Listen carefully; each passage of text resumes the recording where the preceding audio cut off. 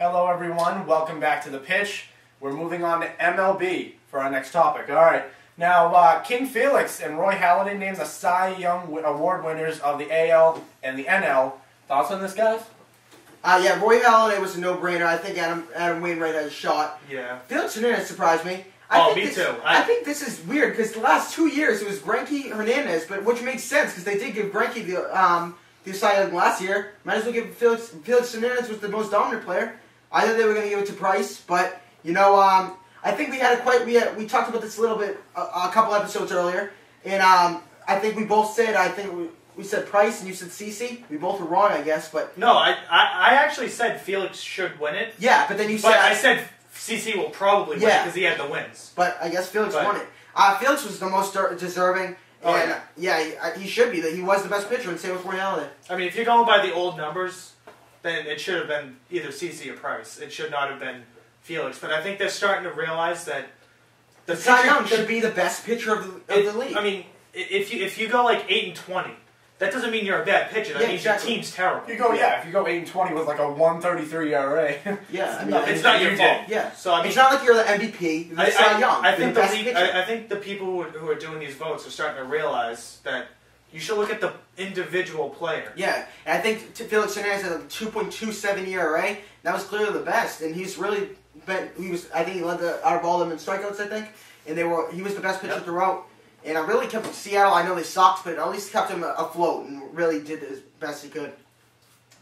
All right, moving on. The Twins, Ron Gardenhire, and Padres, Bud Black, named managers of the year. What do you guys think about this? Do you think they deserve that?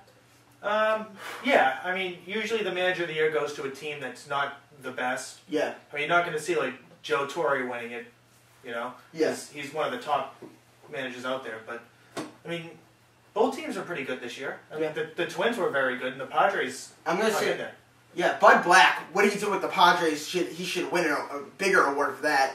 He was a terrific manager. They're really not a good team at all. I would have given Texas. I like Ron Gardenhire. I would have given it to Washington on the Rangers. I think he was the best manager. What he did to bring, especially with all that coke problems or whatever he had, to get back out of there in the off field and bring it onto the field and actually keep his team in line. He'd send them all the way to the World Series. I know it goes up until the playoffs. They don't count the playoffs. But really, he kept that team above that whole division. And that's a tough division, too. And I think he deserved it. Ron Washington. He was the best manager. You don't think Bruce Bochy deserved it? Bruce Bochy was sick.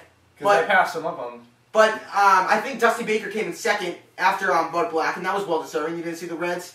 But I think what Bruce Bochy did was... The Reds were awesome this year. Bruce Bochy was sick, but the Giants...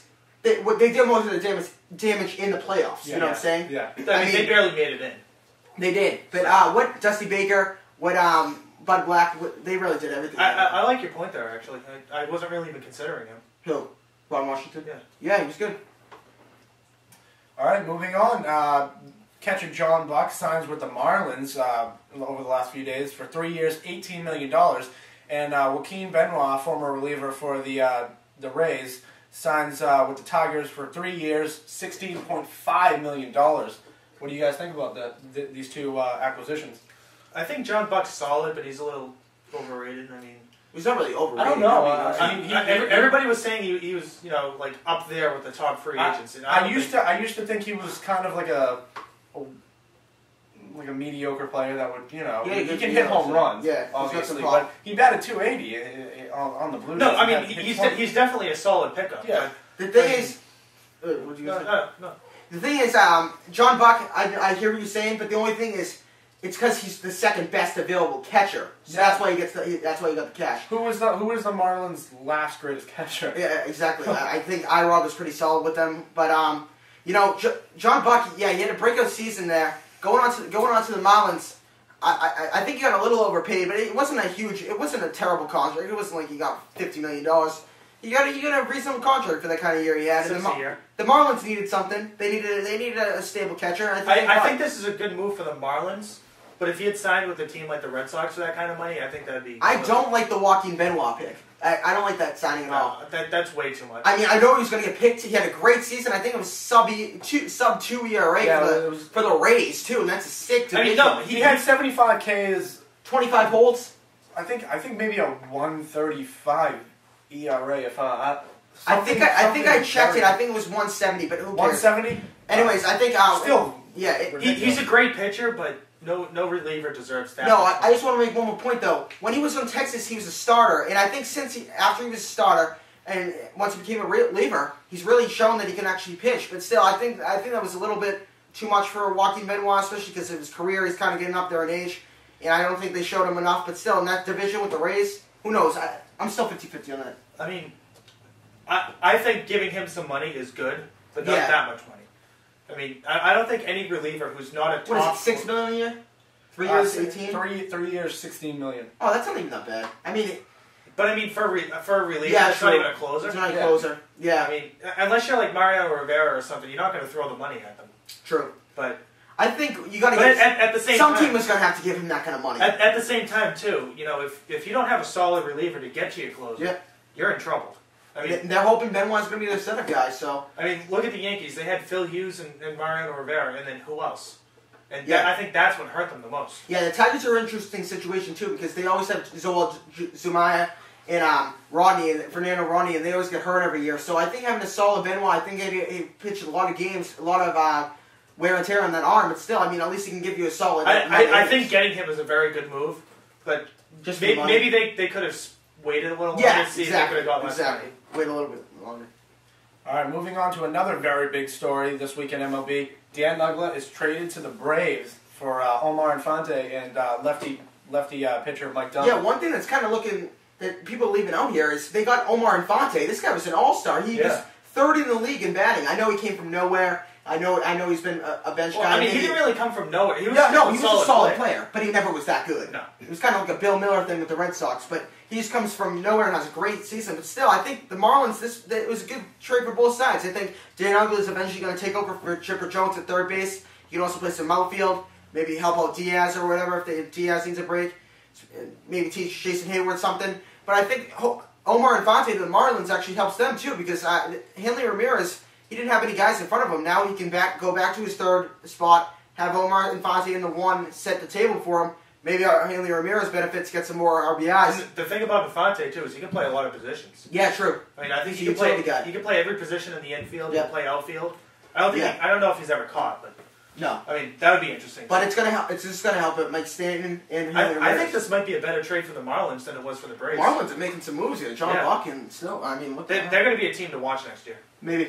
Especially with Josh Johnson. With Hanley still developing. Mike Stanton. Yeah. Stanton, yeah.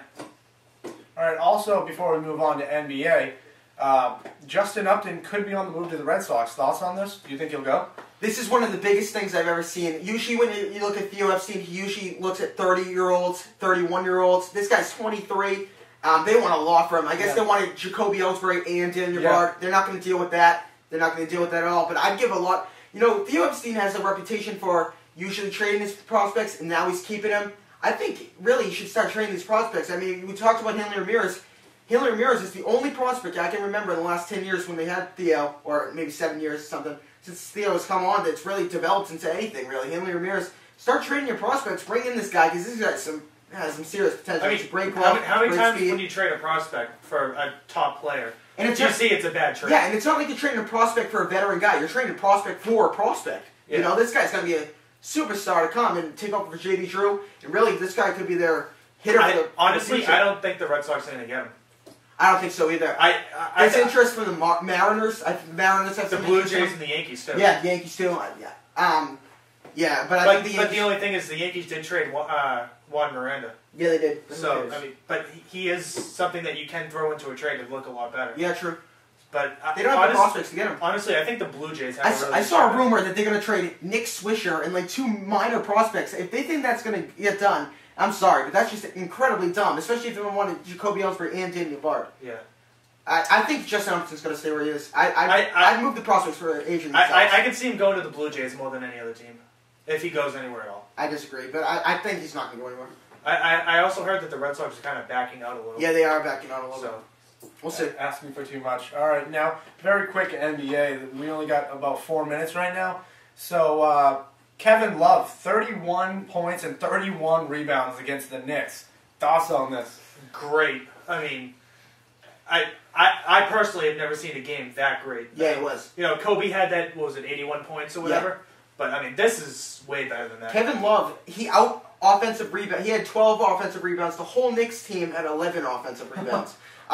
The Knicks are very small. I think they have Wilson Chandler at the power forward. They play Amari Stoudemire at the center. So now Kevin Love with Darko Milicic and Michael Beasley, who's having a great season, they're really big. So, I mean, this really opened the whole court for Kevin Love. I think he called it, too.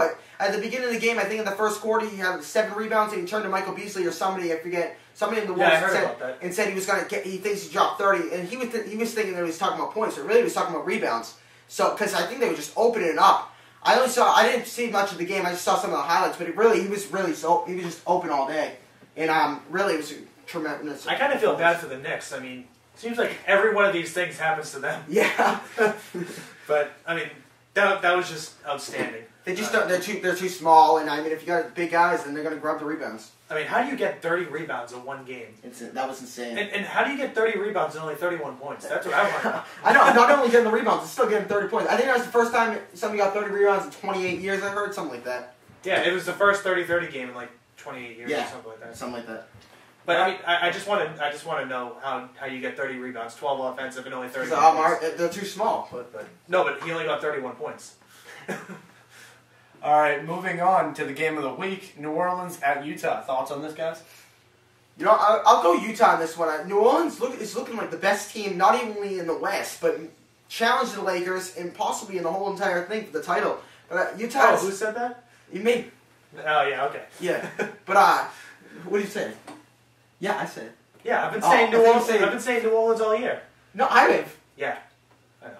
Yeah. I'm just being a jerk. All right. So Utah is only 3-2 at home, but I think that crowd's really, really good crowd. I think they're gonna win this game. I think New Orleans had the first loss the other night. I think New Orleans is gonna come back a little bit down, but they're a really good team. I'm gonna go with Utah with this game. Best trade of the offseason, Al Jefferson. I'll go Utah over New Orleans. I want to give you a shout out for that. You have called that. I mean, I didn't think New Orleans was going to be this good. Yeah, they're very good. They've been very good this season. I think, like I said, I think the Trevor Ariza thing really opens the field for Peja. This is a really good team to look out for. I think Chris Paul's back to his superstar status. He's good. As long as he stays healthy. Yeah. All right, moving on. Yao is supposed to miss 2 more weeks with a strained tendon in his left leg. The guy's cursed. He should just retire. It's over. Yeah, Retire. Retire with a little dignity you have left. Houston's not even doing good right now. I think they're, 3-8 or something like that. 3-9. Yao Ming missing 2 more weeks. I think they should turn those 2 weeks into 2 months just to make sure that he actually gets healthy. I don't think he's ever going to get healthy. He's kind of like the Greg Owen thing. People who are too big, problems with their knees, affects them the whole career.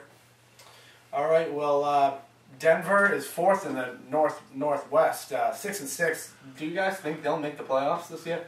I think all this hype with the Carmelo Anthony trade is really hurting them. Carmelo Anthony, you see, they're usually a second best seed in almost the last 3 years or whatever. Carmelo Anthony, all his trade speculations really hurting them. I think Chauncey Billups is affected by this too. But I think they could have a chance of getting maybe a 7 or 8 seed, especially with Al Harrington. He's having a great season so far. You know, I look for Nene Hilario still having a pretty good season. I think they should eventually jail. Just tell Carmelo either you're going to get traded or not. If not, just group into a team, start winning some games. Yeah, I see them maybe going on to like a mini winning spree, but yeah, then they're just going to drop off again. I like that arena, but I think do you think they can have a chance to the playoffs? If they keep Melo, they're going to make the playoffs, but they're not going to go far. All right, that's actually a big statement. But yeah. if they trade him, then obviously no. Yeah, and I think they should trade him. At least get something back for him. Yep. Trade him now. Right. All right, now, I think you mentioned this earlier. Correct me if I'm wrong. Matt from LA is asked us a question. Is New Orleans better than LA? No.